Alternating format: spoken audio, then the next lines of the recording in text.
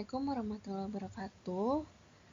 Jadi di pertemuan ke-6 ini kita akan belajar mengenai ruang sampel dan kejadian dalam peluang seperti itu. Nah, pertama sebelum masuk kita mulai dengan harus memahami apa itu percobaan acak. Percobaan acak adalah percobaan yang menghasilkan hasil berbeda walaupun dilakukan berulang kali dalam kondisi yang sama. Misalnya nih, mungkin saya berikan contoh untuk memperjelas.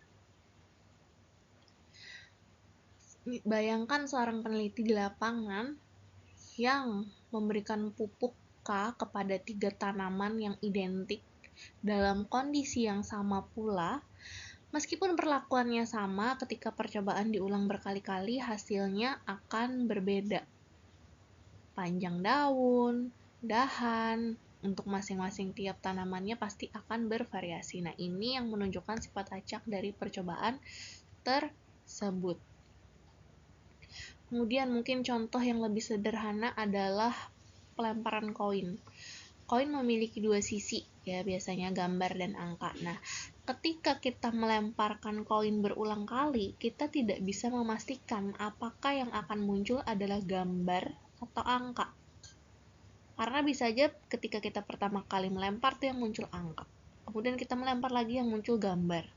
Melempar lagi itu gambar. Nah, itu jadinya setiap kita melakukan percobaan berulang-ulang itu percobaannya itu acak gitu. Hasil yang diberikan itu tidak selalu sama. Bisa dia akan selalu berbeda seperti itu. Nah, inilah yang dimaksud dari percobaan acak.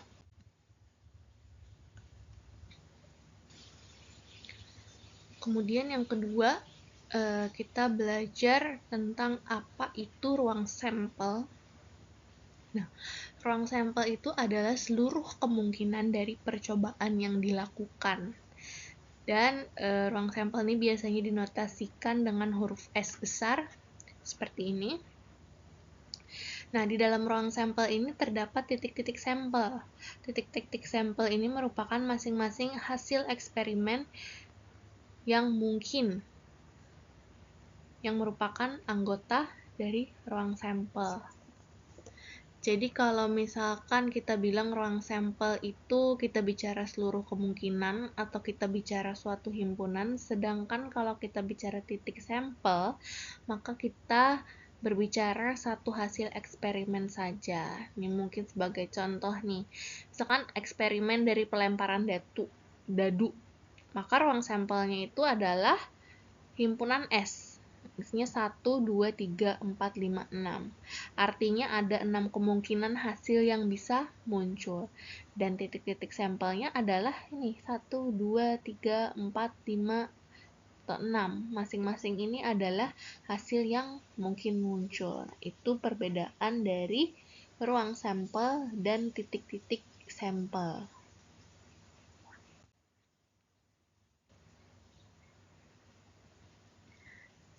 Nah, sekarang coba kita lihat contoh yang sedikit lebih kompleks. Misalkan kita melempar koin sebanyak 3 kali. Kita bisa mendefinisikan ruang sampel berdasarkan misalkan berapa kali huruf atau H muncul. Ini kalau bisa kita lihat di sini, ini ketika sekali melempar, terus 2 kali, 3 kali, jadi kemungkinannya itu ada berapa? Nah, di sini tadi misalkan kita mendefinisikan ruang sampelnya berdasarkan berapa kali huruf atau H muncul. Jadi di sini ruang sampelnya yang pertama nih kemungkinan A, huruf atau H tidak muncul sama sekali. Berarti H sama dengan 0, G sama dengan 3. Berarti kan karena yang muncul gambar semua. Kemungkinan B, huruf muncul sekali, gambar 2 kali, berarti H sama dengan 1, G sama dengan 2. Kemungkinan 3, huruf muncul 2 kali, gambar 1 kali, berarti H sama dengan 2, G sama dengan 1. Kemudian kemungkinan D, huruf muncul 3 kali, jadinya H sama dengan 3, dan G sama dengan 0. Nah, Dengan demikian ruang sampel kita adalah 0, 1, 2, 3, di mana angka-angka ini merepresentasikan banyaknya huruf yang muncul. Kan tadi kan kita berdasarkan H ya. Kalau hanya 0 berarti ya huruf tidak muncul, semuanya gambar. Kalau hanya 1 berarti huruf muncul sekali. Kalau hanya 2 berarti huruf muncul 2 kali. Kalau hanya 3 berarti semuanya itu huruf, seperti itu. Dan titik sampelnya adalah 0, 1, 2, dan 3, seperti itu. Sekarang kita masuk ke event atau peristiwa atau kejadian. Apa event, peristiwa, atau kejadian itu? Jadi kejadian itu didefinisikan sebagai bagian dari ruang sampel, atau dengan kata lain subset dari ruang sampel. Nah, mari kita lihat contohnya.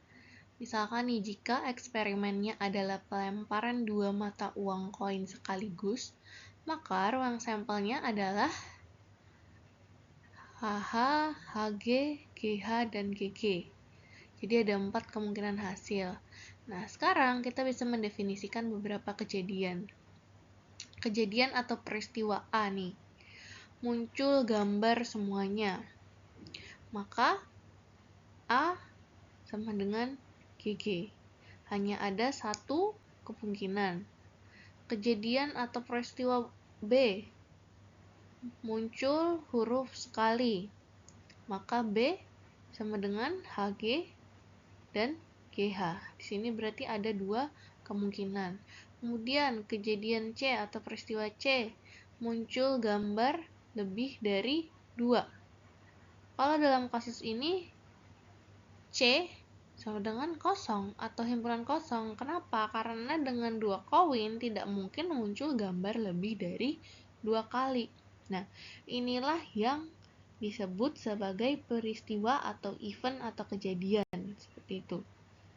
Jadi saya harap di sini kalian sudah mengerti ya apa itu bedanya tadi ruang sampel, titik-titik sampel dengan event atau peristiwa atau kejadian.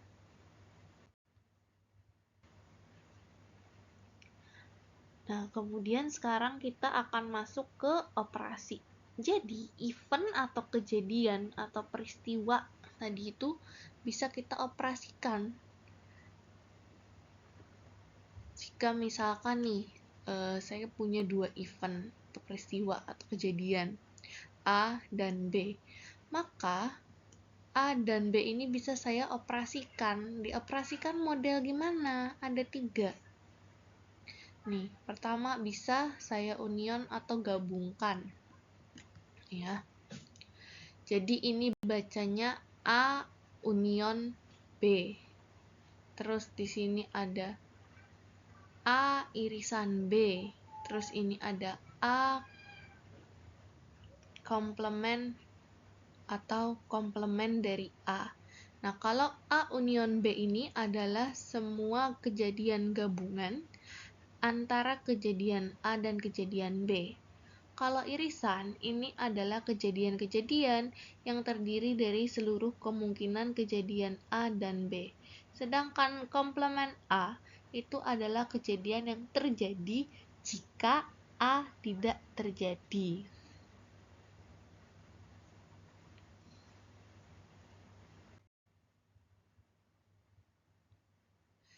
Oke, kita ambil contoh sini. Misalkan di sini saya punya 3 kejadian.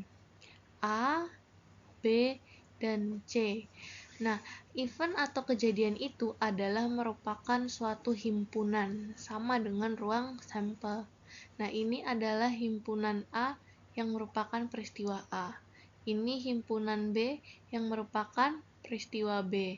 Dan ini himpunan C yang merupakan peristiwa C. Kalau di sini saya tanya A union C berapa, berarti kita akan mengambil seluruh anggota dari himpunan A digabung dengan seluruh anggota dari himpunan C.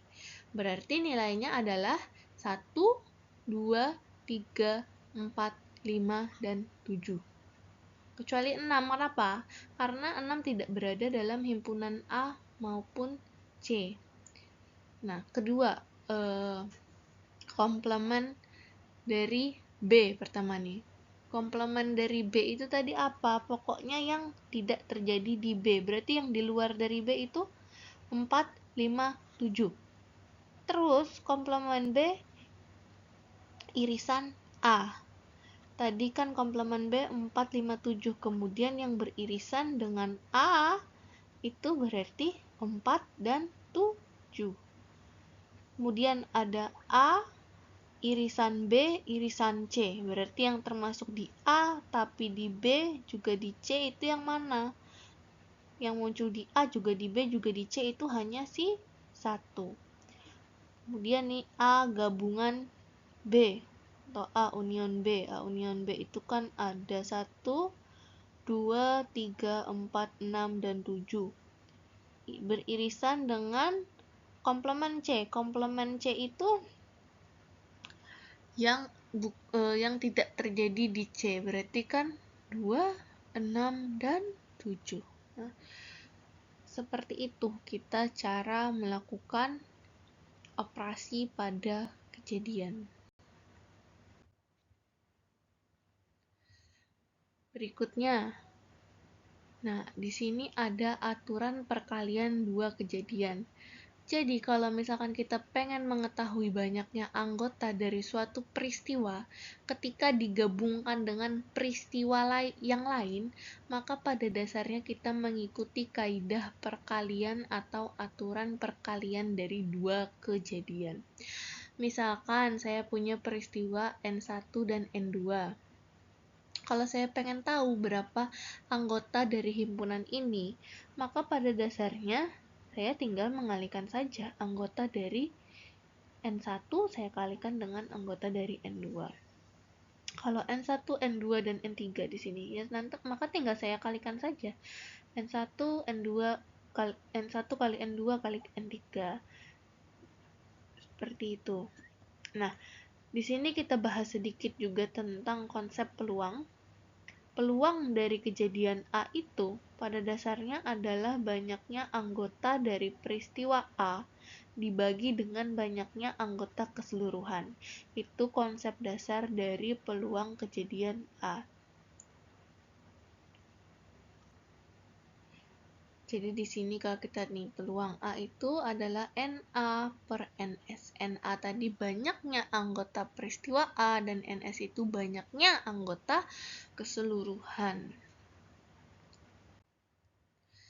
Nih, misalkan Anda bisa lihat nih ada contoh. Misalnya Anda biasa sarapan di warteg dan dia menyediakan menu seperti ini. Jadi ada nasi, yang mana ada 3 jenis di sini, ada nasi putih, nasi kuning, nasi goreng, terus kalau untuk telur ada telur dadar, ada telur ceplok, telur asin, telur rebus, dia berarti ada 4. Kerupuk, di sini ada kerupuk aci, kerupuk ikan, kerupuk udang, dia ada 3. Kemudian minum itu ada air putih, kopi, susu, teh, dan kopi susu, itu ada 5 pilihan. Nah, anggap aja ketika Anda sarapan di sini itu harus ada 4 pilihan menu nih, harus ada nasi, harus ada telur, kerupuk, dan juga minumnya. Nah, pada dasarnya di sini berarti ini ada 4 kejadian yang terjadi bersama-sama, yaitu kejadian Anda makan nasi, kemudian kejadian Anda makan telur, kejadian Anda makan kerupuk, dan kejadian Anda minum. Jadi ada 4 kejadian dalam satu waktu.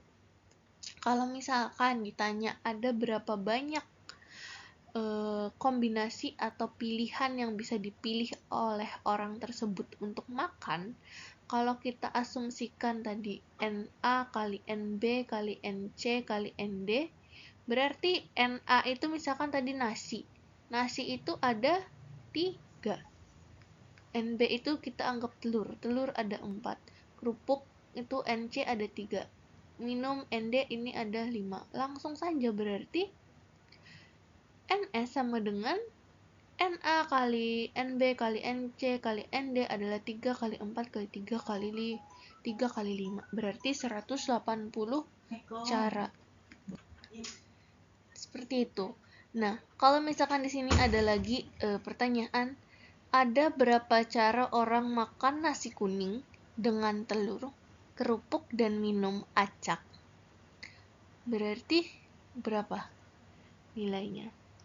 Nah, untuk tahu itu kalau di sini kan tadi dia udah menentukan nih kalau nasinya itu nasi kuning, jadi udah pasti nasi kuning. Berarti di sini tinggal 1 dikali telurnya di sini saja ada 4, kerupuk 3, minum 5, jadi tinggal 1 kali 4 kali 3 kali 5. Kalikan saja, jadinya 60 cara. Seperti itu ya. Nah, terus kalau ditanya peluang, misalkan berapa peluang orang makan nasi kuning dengan telur, kerupuk, dan minum acak? Karena tadi misalkan kita di sini sudah dapat NA-nya, peluang orang makan nasi kuning dengan telur, kerupuk, dan minum acak itu adalah 60 cara, dan kita juga sudah punya NS-nya ini tadi, total keseluruhan cara orang makan pagi itu adalah 180. Berarti ya untuk dapat peluang orang makan nasi kuning dengan telur, kerupuk, minum acak itu adalah tinggal NA dibagi NS. 60 dibagi 180 yaitu 1/3. Seperti itu.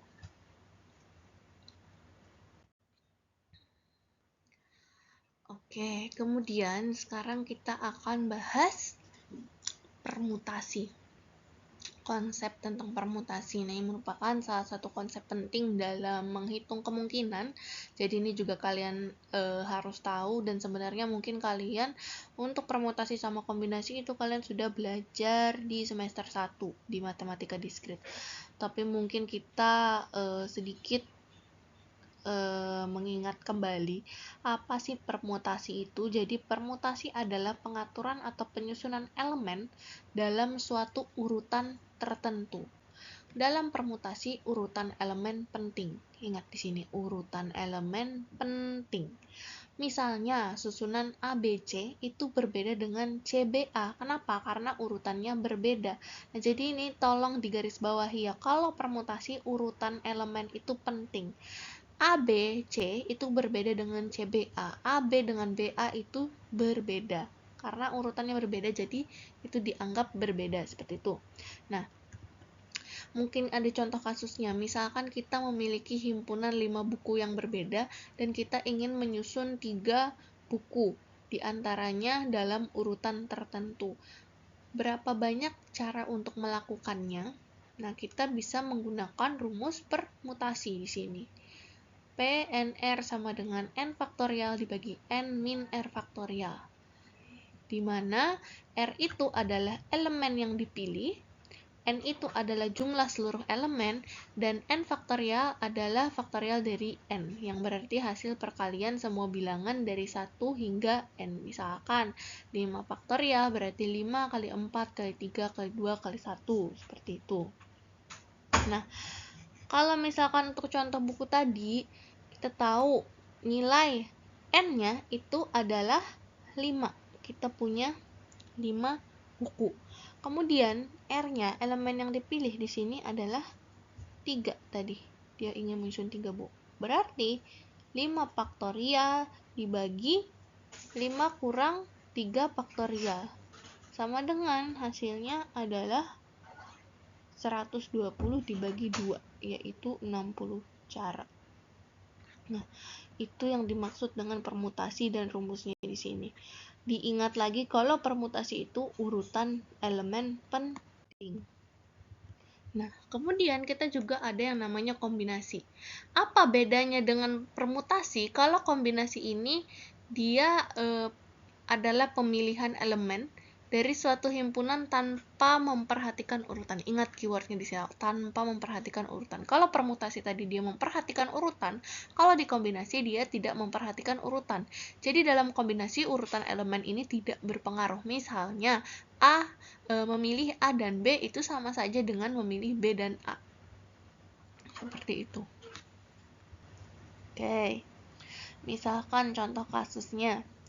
Misalkan kita memiliki 5 siswa dalam kelompok dan kita ingin memilih 2 di antaranya untuk mewakili kelompok tersebut.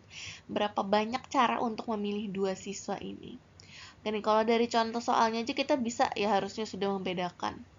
Kalau di sini kita hanya ingin memilih tanpa memperhatikan urutan, sedangkan kalau permutasi tadi kan jelas ya ada urutannya seperti itu. Nah, kalau ini tidak, kita hanya ingin memilih. Jadi berapa banyak cara untuk memilih 2 siswa ini? Nah, kita bisa menggunakan rumus kombinasi di sini. Kalau rumus kombinasi itu adalah C, N, R sama dengan N faktorial dibagi R faktorial dalam kurung N kurang R faktorial, dimana R itu ya sama tadi elemen yang dipilih, terus N itu ya jumlah seluruh elemen. Jadi kalau seperti ini contoh yang tadi itu ya tinggal kita masukkan aja ini N-nya itu ya sama 5 seperti tadi, tapi R-nya adalah 2 karena dia cuma mau memilih 2. Nah, tinggal kita masukkan saja ke dalam sini. Tuh hasilnya berarti 5 faktorial dibagi 2 faktorial dalam kurung 5 kurang 2 faktorial berarti 3 faktorial. Nah, hasilnya itu sama dengan 10 cara. Yang mesti diingat itu perbedaan utamanya, kalau permutasi itu digunakan jika urutan itu penting, kalau kombinasi ini urutan tidak penting, seperti itu yang harus diingat.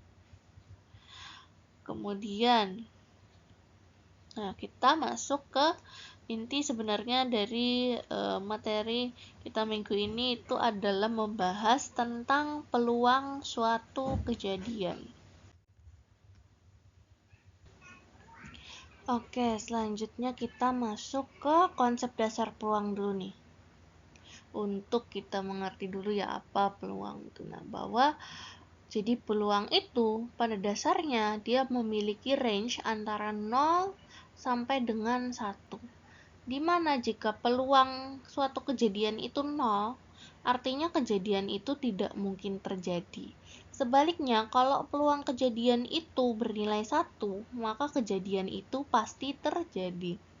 Contohnya apa? Contohnya nih, misalkan peluang kejadian matahari terbit dari barat itu nilainya 0. Kenapa? Karena ini adalah sesuatu yang mustahil terjadi. Nah, kalau peluang matahari terbit dari timur, nah itu peluang kejadiannya 1. Artinya dia pasti terjadi. Intinya semakin mendekati ke 1, itu berarti semakin besar kemungkinan kejadian itu terjadi. Tapi semakin mendekati 0, berarti semakin kecil juga kemungkinannya untuk terjadi. Nah, untuk peluang suatu kejadian itu bisa dihitung menggunakan rumus ini. Mungkin ini tadi sudah sedikit kita singgung juga di slide sebelumnya. Jadi rumus untuk peluang suatu kejadian itu adalah NA per NS. Tadi NA itu banyaknya kejadian yang terjadi dan NS itu adalah banyaknya semua kejadian. Nah, mari kita lihat contoh konkretnya. Misalkan sebuah mata dadu bersisi 6 dilempar 1 kali. Berapa peluang muncul mata dadu A bilangan prima dan B kelipatan 7? Nah, ini kalau misalkan bilangan prima, kalau ada pertanyaan seperti ini, kita cek dulu banyaknya kejadian. NA-nya berapa? Terus NS-nya berapa? Nah, kalau NA-nya banyaknya kejadiannya, yang ketika dilempar itu peluang muncul si bilangan prima. Kan dadu itu 6 sisi, 1, 2, 3, 4, 5, 6.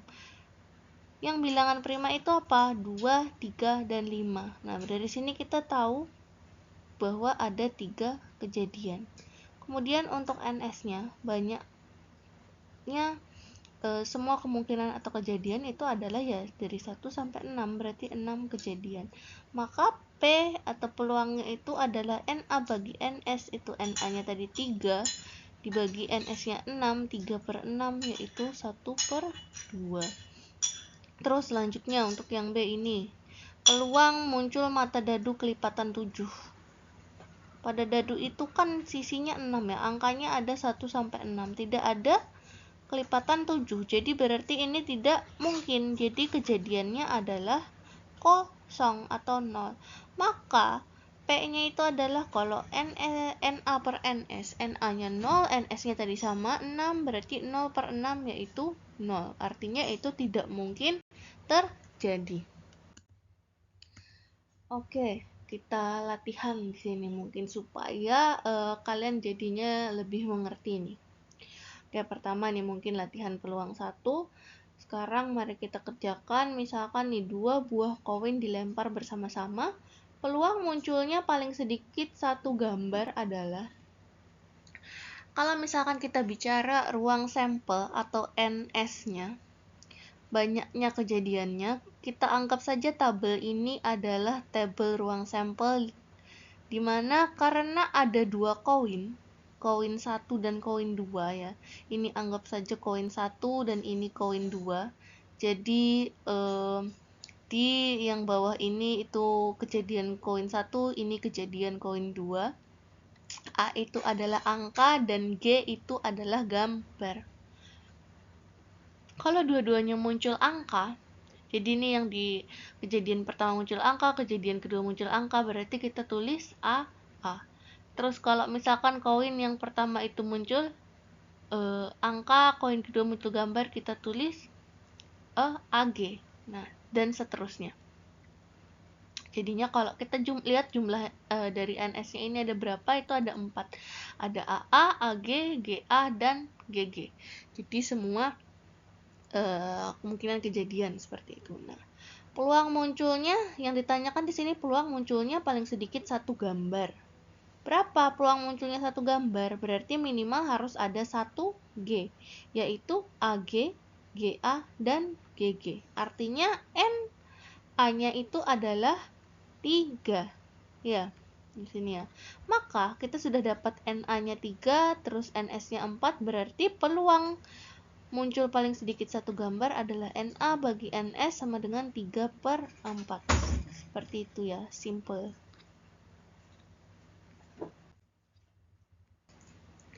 Oke, lanjut ke latihan peluang 2. Sebuah koin dan sebuah dadu dilempar bersama-sama. Peluang muncul gambar dan bilangan kurang dari 5 adalah, oke, penyelesaiannya. Jadi pertama kita cek dulu apa NS-nya atau ruang sampel. Nah, ini kalau kita lihat tadi kan kita lempar dadu sama koin bersama-sama. Ini kalau yang di atas ini adalah, ini kolomnya ini dadu. Kalau yang di samping ini barisnya itu koin. Jadi kalau misalkan di koin muncul angka, A ini angka, G itu gambar. Misalkan di koin itu muncul angka dan di dadu muncul 1, itu berarti kita tuliskan di sini A1. Kalau misalkan di koin itu gambar, di dadunya itu angka 1, berarti G1. Nah, kalau misalkan di koinnya itu gambar, terus di dadunya itu 6, berarti G6. Seperti itu ya, dan seterusnya. Nah, sehingga kalau kita lihat di sini, NS-nya ada berapa? Ada 12. Di 1, 2, 3, 4, 5, 6, 7, 8, 9, 10, 11, 12. Nah, kemudian NA-nya berapa? NA-nya berapa? NA-nya yang ditanyakan itu adalah muncul gambar dan bilangan kurang dari 5. Berarti itu berapa? Kalau bilangan kurang dari 5 itu kan 1 sampai 4. Dan dia hanya gambar. Berarti ini sudah jelas kita eliminasi. Berarti G1, G2, G3, dan G4. Itu NA-nya adalah 4. Maka peluang muncul gambar dan bilangan kurang dari 5 adalah peluangnya 4/12 atau 1/3. 4/12 atau 1/3 tadi ya. Oke, terus selanjutnya nih ada latihan peluang 3. Nih, 3 mata uang dilempar bersama-sama. Peluang muncul 2 sisi gambar dan 1 sisi angka adalah, oke, coba misalkan Anda selesaikan ini terlebih dahulu. Coba bisa di pause videonya dan selesaikan sekarang.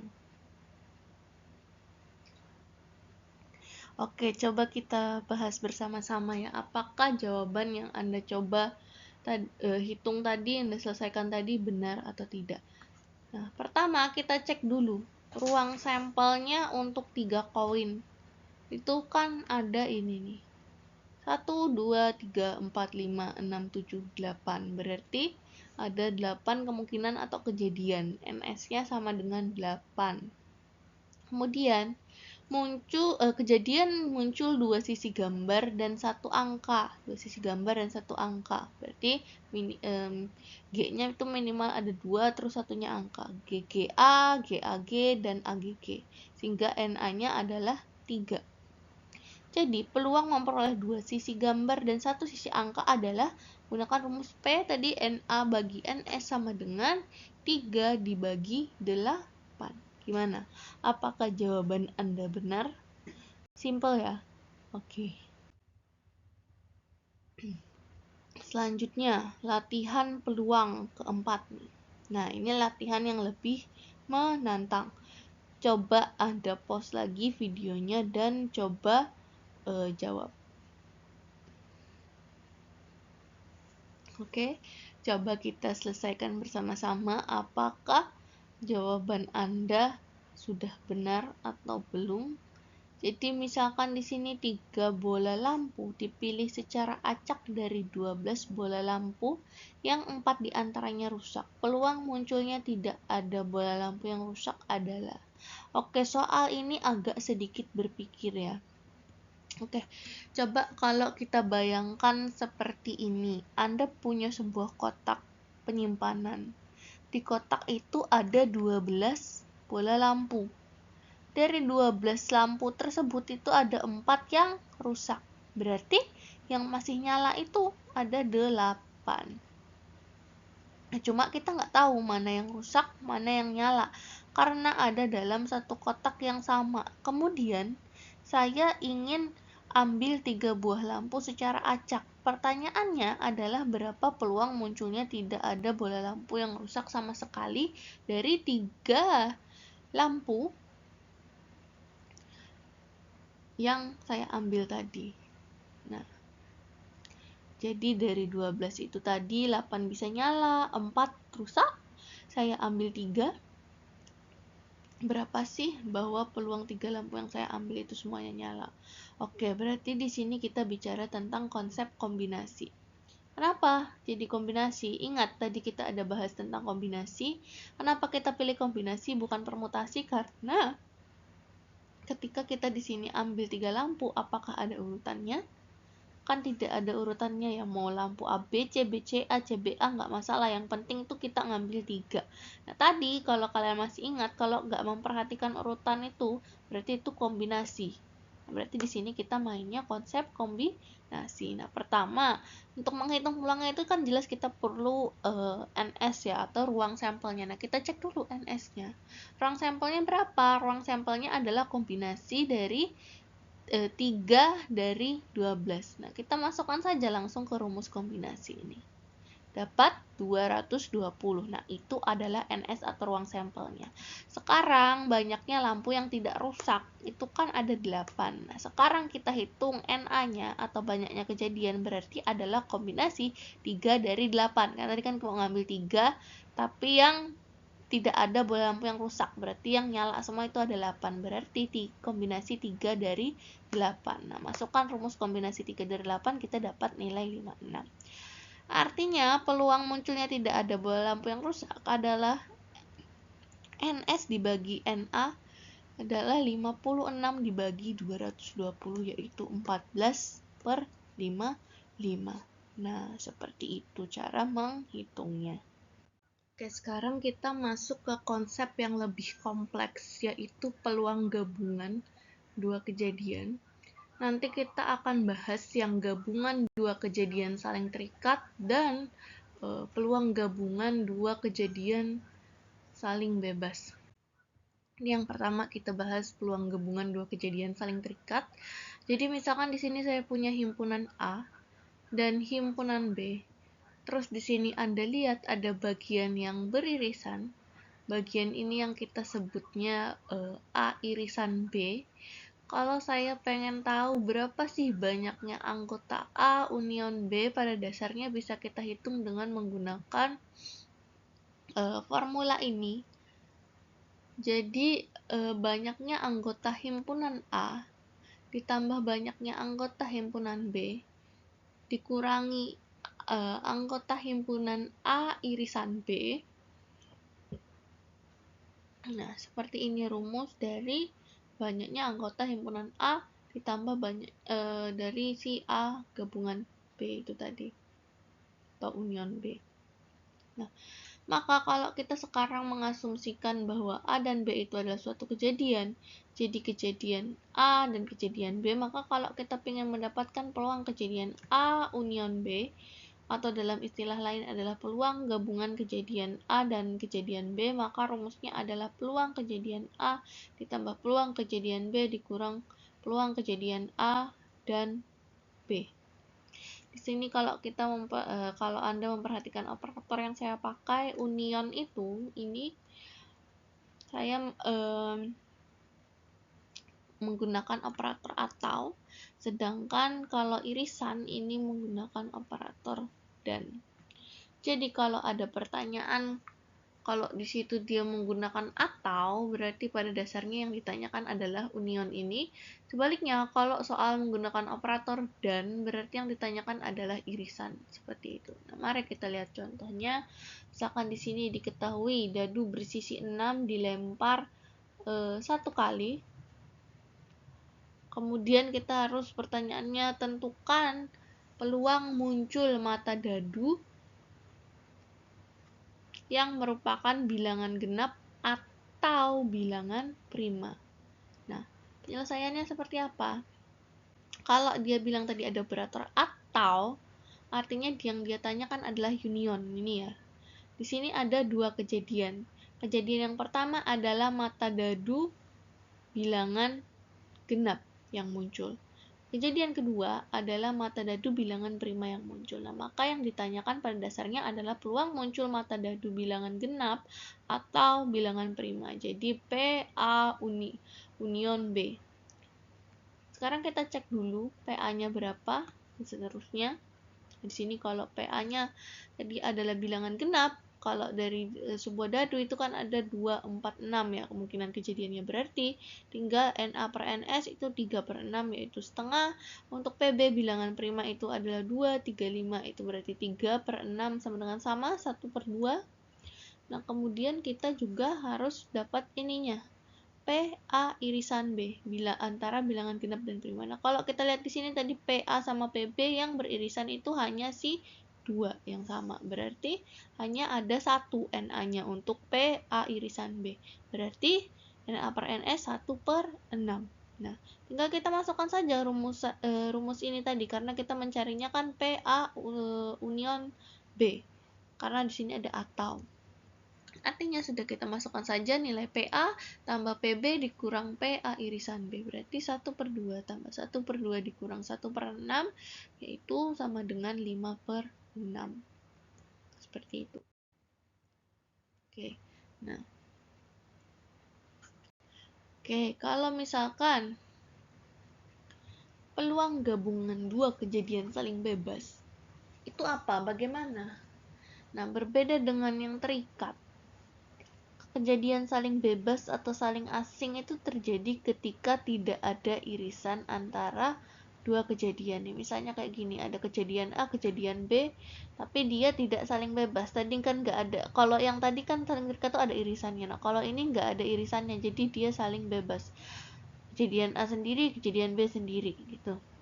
Nah, untuk kejadian saling bebas, rumusnya NA untuk NA irisan B-nya itu tidak ada kan tadi, karena dia saling lepas maka itu adalah 0.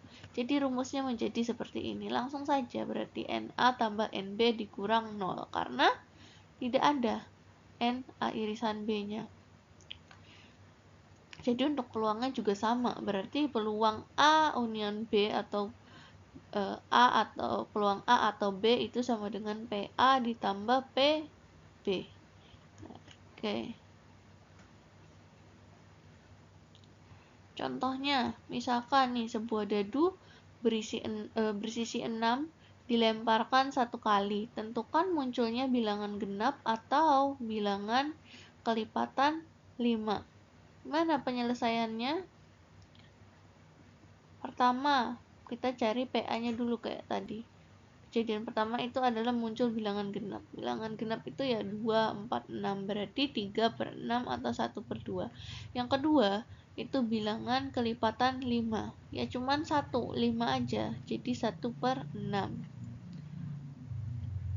Kemudian, untuk mendapatkan PA atau B atau PA union B, karena tadi di sini atau ya, berarti itu langsung saja kita masukkan, kita tambahkan PA tambah PB, berarti 3/6 ditambah 1/6 yaitu 4/6 atau 2/3. Nah, jadi untuk mengenali apakah ini peluang dua kejadian yang saling terikat atau saling bebas itu bisa kita identifikasi dengan melihat jumlah A irisan B-nya. Kalau ada nilainya atau dia beririsan berarti itu terikat, tapi kalau 0 atau dia tidak beririsan berarti itu saling bebas. Seperti itu. Oke, mari kita latihan. Di sini misalkan contoh soalnya adalah sebuah dadu dan sekeping uang logam dilempar bersamaan. Tentukan peluang munculnya mata dadu kurang dari 3 atau gambar. Penyelesaiannya gimana? Pertama kita cari PA-nya dulu, mata dadu kurang dari 3. Kurang dari 3 itu kan 1,2, berarti 2/6 atau 1/3. Dan kalau untuk gambar peluang PB itu adalah yang muncul gambar. Kalau dari logam itu kan gambar ya G1 berarti 1/2. Nah, terus di sini kita lihat apakah ada irisannya? Enggak ya, karena dadu dengan uang logam itu berbeda. Yang satu angka, yang satu ini entah gambar atau angka seperti itu. Nah, tapi karena tidak ada irisannya berarti mereka saling bebas. Karena dadu dan koin adalah dua objek yang terpisah, maka P A gabungan B sama dengan PA ditambah PB berarti 1/3 ditambah 1/2 sama dengan 5/6. Dan latihan kedua. 2 buah dadu dilempar bersamaan. Tentukan peluang munculnya mata dadu yang jika dijumlahkan menghasilkan bilangan 2 atau 5. Nah, oke, penyelesaiannya pertama ruang sampelnya ini kita bikin tabel gini untuk lebih mudah. Karena tadi dia bilang ada 2 buah dadu. Nah, ruang sampelnya itu kita lihat berarti di sini ada 36 ya, karena 6 kali 6. Tuh. Untuk kejadian A itu dia bilang kalau dijumlahkan menghasilkan bilangan 2. Berarti kalau dari sini semua yang bisa menghasilkan 2 itu hanya 1,1. Kenapa 1 tambah 1 2? Berarti PA-nya adalah 1/36. Terus kalau PB-nya jumlah sama dengan 5. Kita lihat kalau yang dari sini dijumlahkan itu 5 ya, berarti ini 1,4, 2,3, 3,2 dan 4,1. Berarti 4/36. Nah, kalau kita lihat kan nggak ada ya yang sama. Ini kan tadi 2 atau 5. Itu tidak ada yang beririsan, yang sekaligus berjumlah 2 dan 5. Berarti ini adalah saling bebas juga, karena tidak ada irisannya. Maka PA gabungan B itu adalah PA ditambah PB. 1/36 ditambah 4/36. Jadi 5/36. Maaf, ini ketinggalan angka 3-nya. Seperti itu. Simple ya. Oke, selanjutnya latihan ketiga. Misalkan 20 buah kartu diberi nomor 1 sampai 20. Kemudian dikocok dan diambil satu buah kartu secara acak. Tentukan peluang kartu yang diambil adalah nomor bilangan genap atau bilangan kelipatan 3. Penyelesaiannya pertama, kita punya ruang sampelnya itu berarti 20. Karena ini kan tadi ada 20 kartu diberi nomor 1 sampai 20. Nah, untuk NA-nya yang bilangan genap. Dari ini semua kan kalau bilangan genapnya 2, 4, 5, 6, 8, 10 seterusnya. Ini ada 10. Jadi NA-nya 10. Untuk B-nya bilangan kelipatan 3 itu ada 3, 6, 9, 12, 15, dan 18. Itu NB-nya adalah 6. Nah, apakah ini kejadian saling terikat?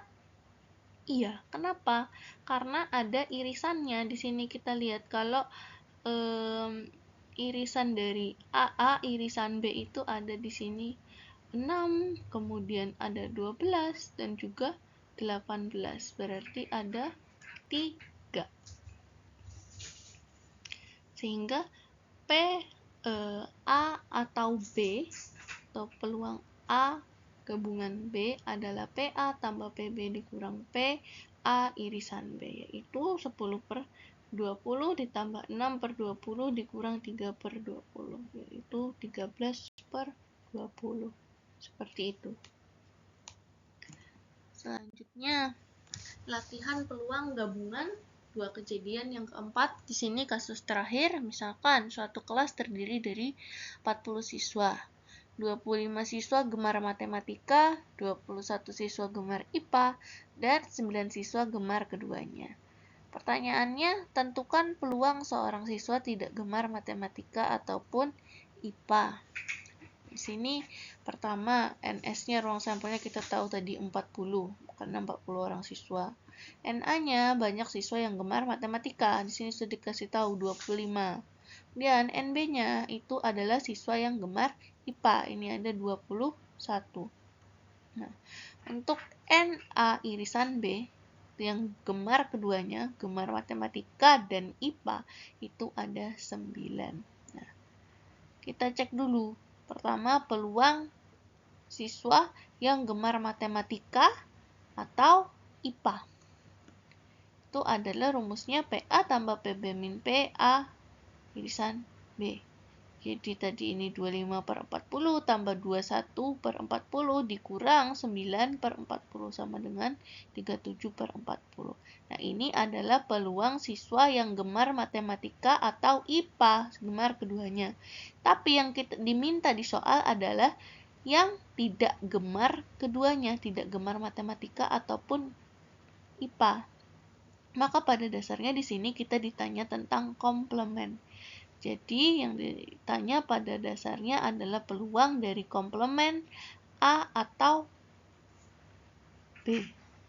Berarti rumusnya 1 dikurang peluang A atau B. Sudah, karena kita sudah punya jawaban ini, tinggal masukkan saja. 1 dikurang 37/40 tadi, sama dengan 3/40. Jadi, ada 3 siswa dari 40 yang tidak gemar matematika maupun IPA. Seperti itu.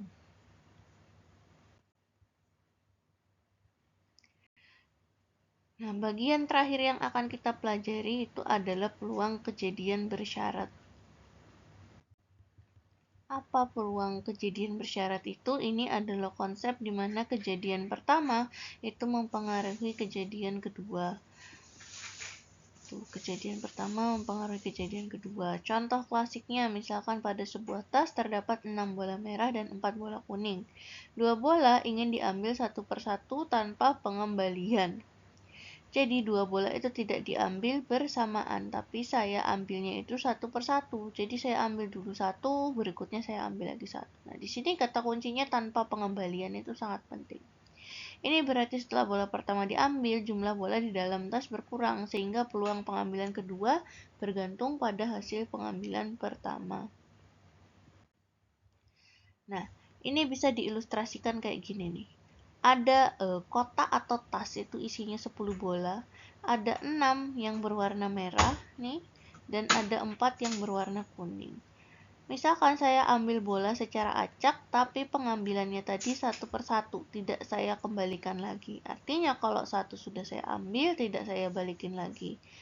Nah, tapi satu saya ambil, saya simpan, kemudian saya nanti ambil satu lagi. Jadi pengambilan yang pertama maka bisa saja yang terambil.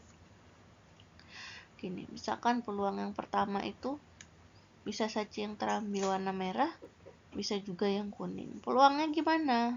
Pengambilan pertama ini kalau untuk peluang merah pertama itu berarti karena di sini ada 6 tapi jumlahnya 10, NA-nya 6 berarti NS-nya 10, berarti peluangnya adalah 6/10. Tapi kalau peluang kuning yang terambil di pertama adalah berarti karena kuningnya 4 berarti 4/10. Kemudian mau warna apapun yang terambil, baik merah atau kuning, ini tidak akan saya kembalikan lagi bolanya ke dalam tas atau kotak tadi. Kemudian saya ambil lagi di percobaan kedua. Misal di percobaan pertama tadi yang terambil merah nih. Nah, maka di percobaan kedua bisa jadi yang terambil itu merah juga atau kuning. Nah, tapi peluangnya jadi berapa? Karena NA sama NS-nya itu berubah. Kenapa berubah? Karena misalkan tadi setelah merah diambil pertama M1 terjadi ini berarti merah di dalam kotak ini sisa 5. Kuningnya masih 4. Kenapa sisa 5? Karena tadi kan setelah diambil itu tidak dikembalikan lagi. Maka peluang merah kedua setelah merah pertama itu sama dengan 5/9. Kenapa per 9? Karena ya tadi sisa bolanya itu sisa 9. Karena sudah diambil 1. Kalau untuk peluang kuning kedua setelah merah pertama itu adalah 4/9.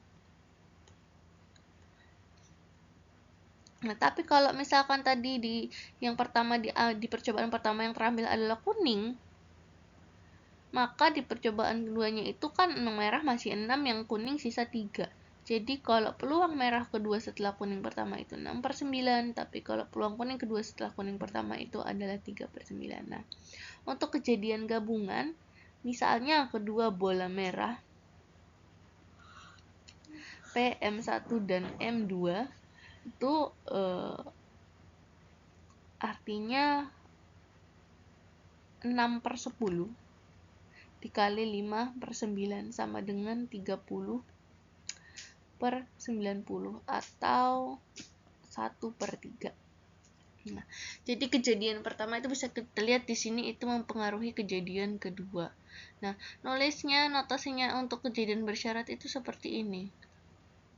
Bacanya gini, peluang M2 ketika M1 terjadi atau peluang muncul bola warna merah di percobaan kedua ketika di percobaan pertama keluar warna merah seperti itu. Jadi memang kalau ini kejadian bersyarat itu yang kejadian pertama itu mempengaruhi kejadian kedua seperti itu.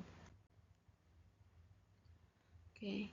Nah, secara umum rumus untuk kejadian bersyarat adalah P A dan B sama dengan PA dikali P B setelah A terjadi. Bagaimana kalau misalkan yang ditanyakan itu adalah justru P, B setelah terjadinya A ini? Maka ya tinggal P, A, dan B dibagi PA. Sudah seperti itu saja. Simple ya. Nah, ini bermakna peluang B terjadi setelah A terjadi sama dengan peluang A dan B terjadi bersamaan dibagi peluang A terjadi. Jadi biasanya kalau di soal yang ditanyakan memang bukan P, A, dan B, tapi P, B setelah A terjadi ini. Oke, kita coba latihan. Ini pertama, sebuah dadu dilemparkan 1 kali dan diketahui yang muncul adalah ganjil. Tentukan peluang akan muncul mata dadu yang lebih dari 4.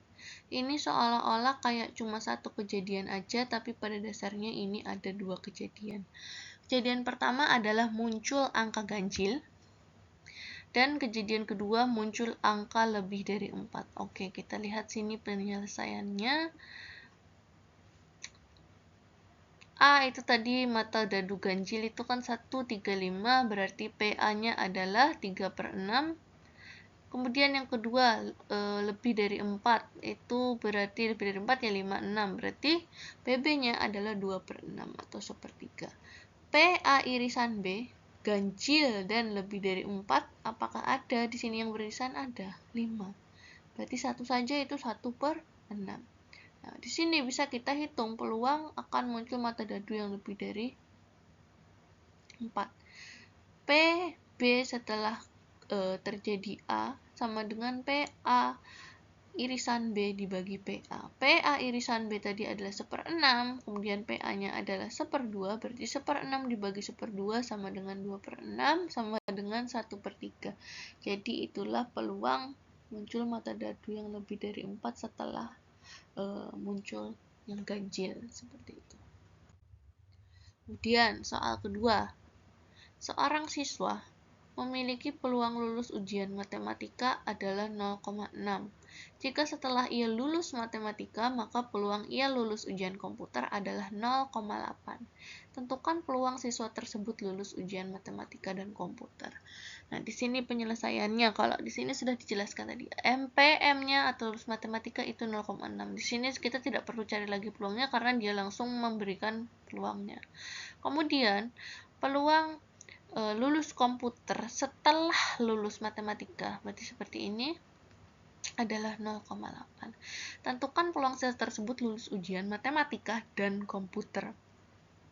Di sini dia nanyakan peluang ibaratnya A irisan B-nya ya, atau M irisan K-nya. Berarti ya langsung saja PM dikali PK setelah M terjadi. Sudah, karena di sini sudah diketahui, kita masukkan saja langsung. 0,6 dikali 0,8 yaitu 0,48. Sudah, seperti itu saja. Simpel ya. Kemudian latihan ketiga. Di dalam sebuah kotak terdapat 5 bola merah, 3 bola kuning. Jika kemudian diambil sebuah bola secara berturut-turut sebanyak 2 kali tanpa pengembalian, maka berapa peluang terambil keduanya bola merah? Nah, ini sebenarnya sama ya dengan yang ilustrasi saya contohkan di awal tadi. Coba kita lihat penyelesaiannya.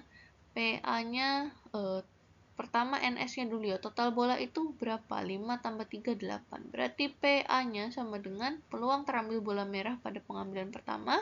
Bola merah itu 8, NS-nya itu 8, berarti jadi 5/8.